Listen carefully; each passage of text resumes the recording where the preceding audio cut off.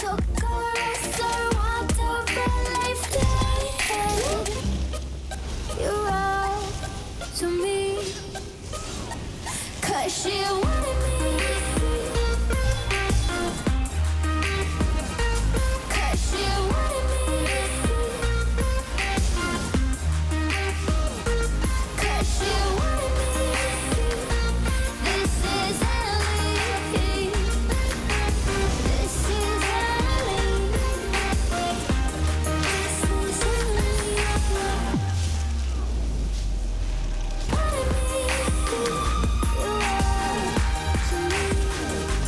'Cause she wanted me. 'Cause she wanted me. Alright, cool beans. Hope you guys did enjoy that small montage. I'm Hex. I'm finally going to be going over my updated MagDK build for the Necrom chapter update. Honestly, let's just get it out of the way. DKs are beyond busted. Let's just say it right now. DKs are beyond busted. They're cracked. Like, like where do I even start? They do ridiculous amounts of damage. They have so much dot pressure. They have insane CC. On top of that, they have great healing and the most insane sustain. Like, it's crazy. From stuns to roots to back to stuns to snares, like DK has it all. And you have one of the craziest burst heals in the entire game that every other heal wish it could be. And on top of that, you have access to Battle Roar, which is one of the best passes out there. It's just insane. DKs have it all. If you can't tell, DKs are just broken. Honestly, I love playing my DK. I like Stam DK a little bit more, but Mag DK, don't get me wrong. Not only does this build come with the meta tankiness, meta sustain, it comes with some of the craziest damage you'll ever see. But how exactly we get this strong build in order? Stick around to the end of the video and I'll show you exactly how. But before we get started, hit the subscribe and like button. Really goes a long way and I greatly do appreciate it. Also follow me on Twitch if you ever want to see me get Zerged over live. Also support me on Patreon if you ever want to choose the first video of every month. But without further ado, let's whip our way into the build.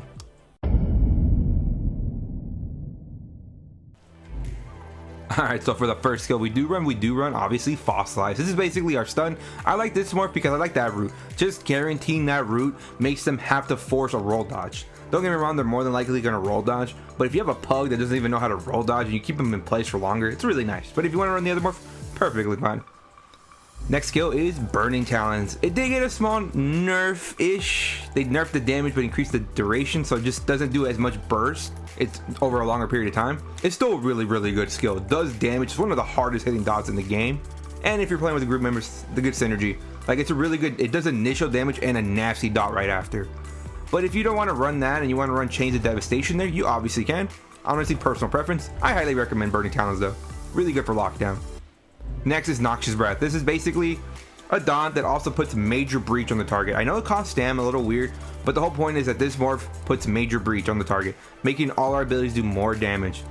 So that way we can just have constant pressure. If you want to run Engulfings, you can. The only problem is you're not going to be hitting as hard with your dots or your abilities unless you go off strictly the Corrosive. If you're going strictly off Corrosives, Engulfing is the way to go. But if you're going more off leaps and just overall whips, I would go with Noxious. Next is Flames of Oblivion. This ability, it can hit pretty hard. The thing is, it actually hits 3 targets around you, which is really good. And it puts Major Prophecy and Savagery 12% more crit on our front bar. The main thing though, it's basically our spamble to proc our next skill. And this thing is dirt cheap, like 1800. Oh man. Molten Whip. This thing does, this is unbuffed by the way, does 8k damage on his build right now. Sets off balance. The thing is, whenever you activate a different Earthen Heart ability, you gain a stack of Seething Fury, increasing the damage of this whip by 20%, increasing your weapon and spell damage by 100 for 15 seconds, stacking up to 3 times.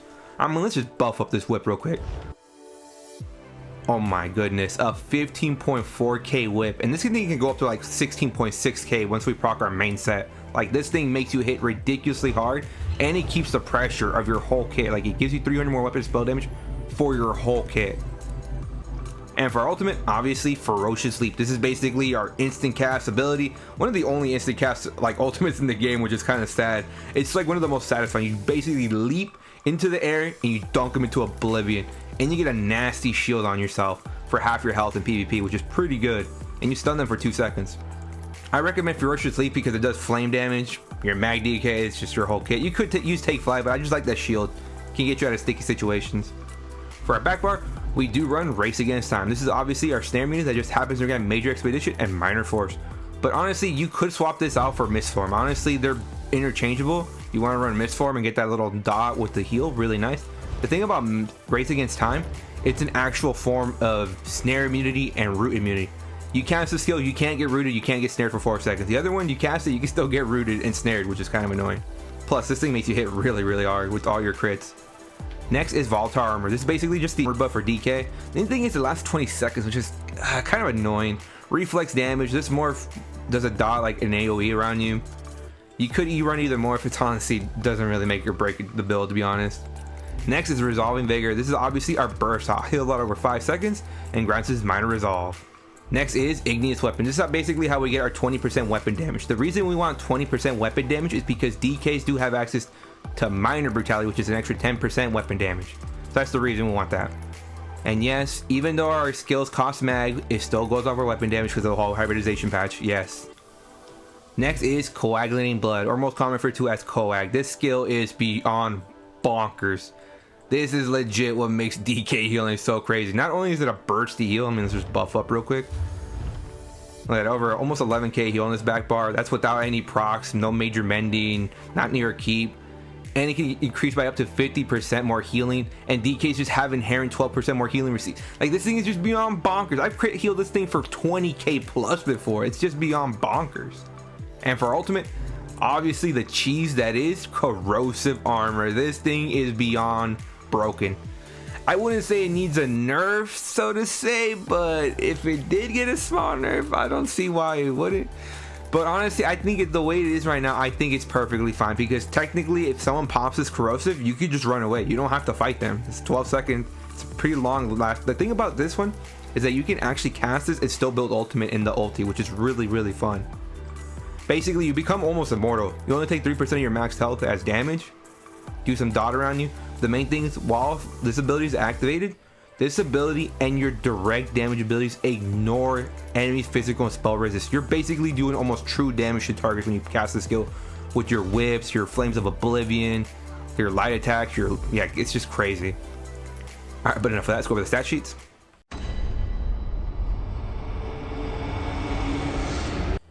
Alright, so our max mag is over 27.6k, max health is shy of 33k, and our max damage is over 22.5k. Now our recov is fully buffed. Mag recov just shy of 1200. This might look a little, but you have to realize we are heavily spec'd into reduced mag cost. Health recovery is always a joke to read, and our stam recov is just shy of 900. Now let's check up our fully prop weapon and spell damage real quick. Look at that, weapon damage is over 5,900, almost 6k weapon damage on this build, which is just insane. And our weapon crate is over 36.8, and our physical and spell pen is at 35.17. Might look a little low, but you have to realize we do have access to major breach and potential minor breach, which is almost an extra 9k. So that's like basically 12k penetration. And we also have the cheese that is Corrosive, which, I mean, let's just pop that. I mean, yeah, pretty crazy, right? So our resist on our back bar real quick. Spell resist over 31.6k, and our physical resist is over 29.5k. This actually can go up. Our physical resist can actually go up to 33k, and our spell resist can go over 35k, because, you know, I mean, every DK should just be running Bloodspawn. I mean, Bloodspawn is the way to go. For the food, we do run Bewitched Sugar Skulls, basically the max tri-stat food. For the Mundus, we do run the Atro. I like the Atro because on this build I wanted some extra recovery on the build, so that was perfect for the build. If you want to run the Thief or the Shadow or even the Warrior, you could, but I'd highly recommend the Atro. But if you're a Breton or even maybe a Khajiit, you could honestly don't even have to run the Atro. And obviously we are a stage 3 vampire for one simple passive. Undeath. The lower health we are, the tankier we become. And for my race, I am a Dark Elf. Honestly, Dark Elf, for the OG players, Dark Elf was the way to go on DK, because Dark Elves increase like your damage with flame abilities by 7%. But honestly, they changed it for pretty good. We get access to Dynamic, increases our max mag and max stam by over 1900. Resist Flame, increases our flame resist by over 4600, because the only counter to a MagDK is another MagDK. So this basically lets us get the one up on them. And Ruination, increases our weapon and spell damage by 258. That is a lot of weapon and spell damage. Some great alternatives on this build. Khajiit would be perfect. Breton would be really good. High Elf could be okay. Anything else I'd kind of maybe stay away from if you could. All right, but enough of that. Let's go with the sets now.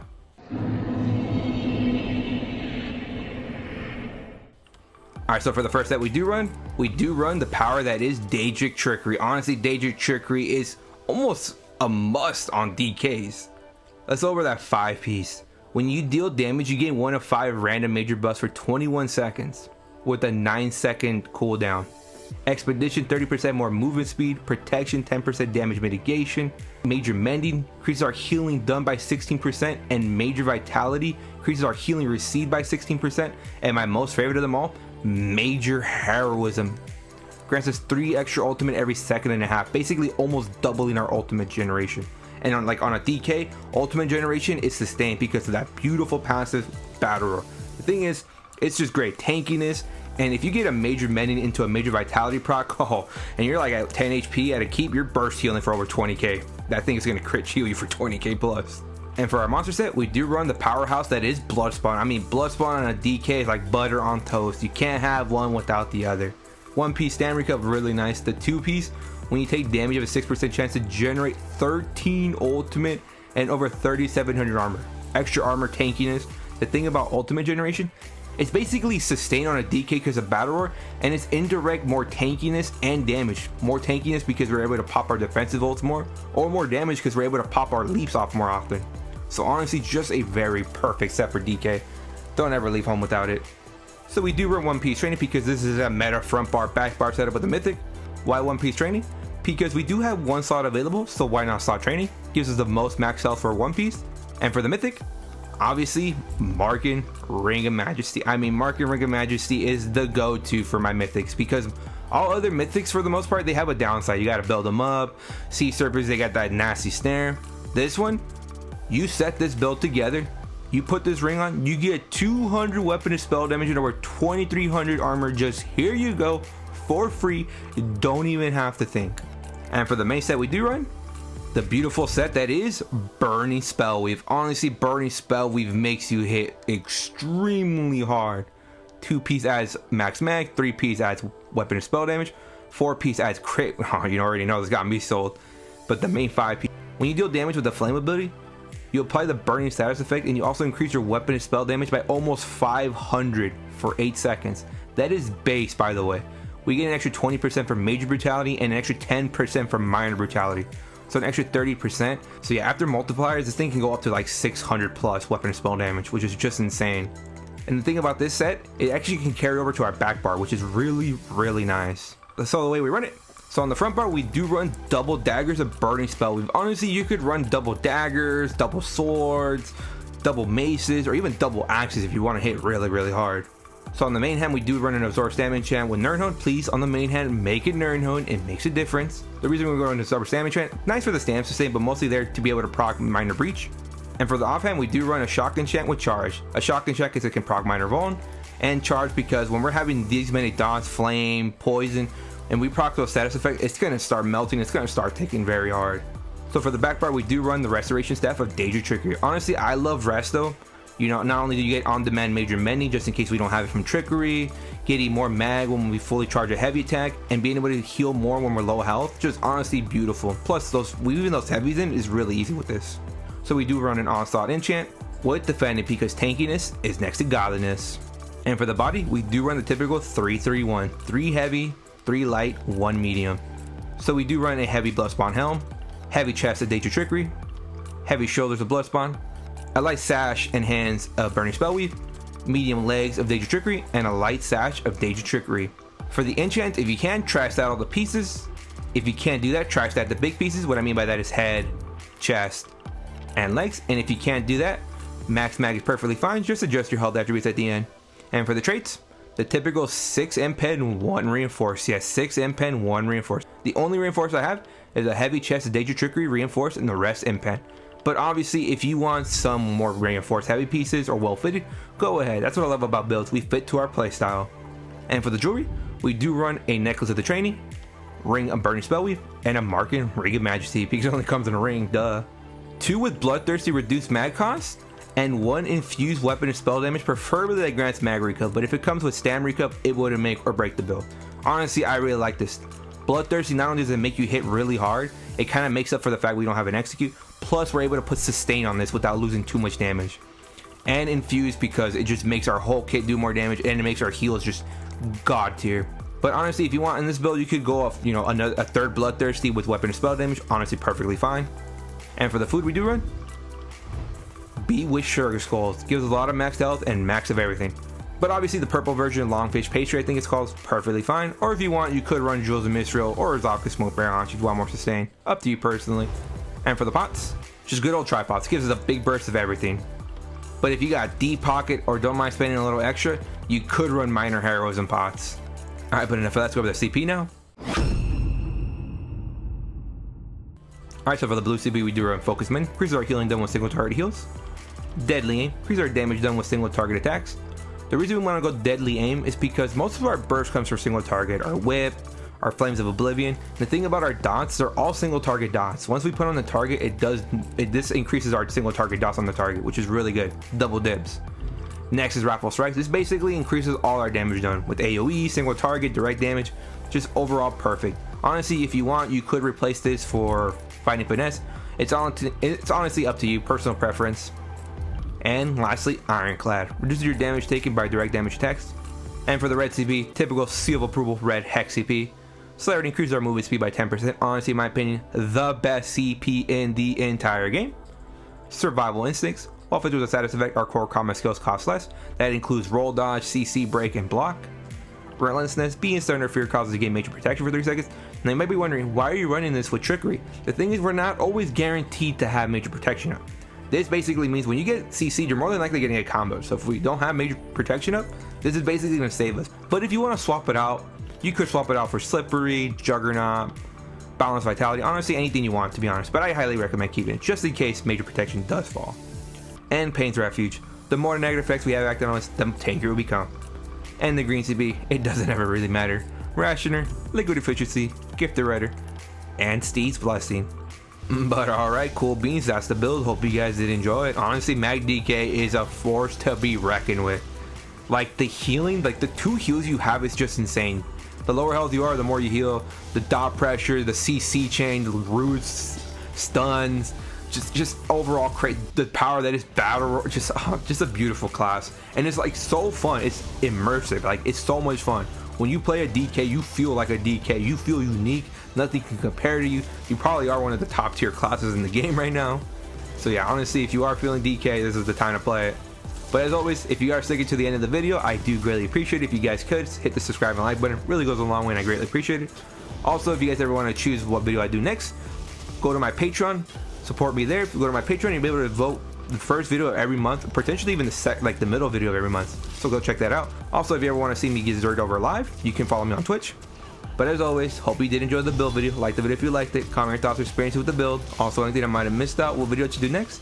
Subscribe for more. But most importantly, stay Zerging.